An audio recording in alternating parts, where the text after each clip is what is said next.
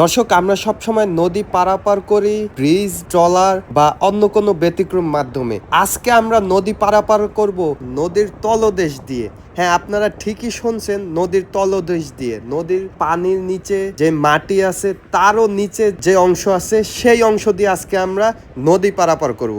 সামনে যে গেটটা দেখতেছেন এটাই হচ্ছে সেই নদী পারাপারের মূল গেট। এটার নাম হচ্ছে বাংলাদেশের একমাত্র কর্ণফুলী টানেল। এই টানেলে যখন আপনি প্রবেশ করবেন বেশ কিছু মিনিট পরেই কিন্তু আপনার মাথা ঝিমঝিম বা একটু অক্সিজেন স্বল্পতা দেখা দিতে পারে।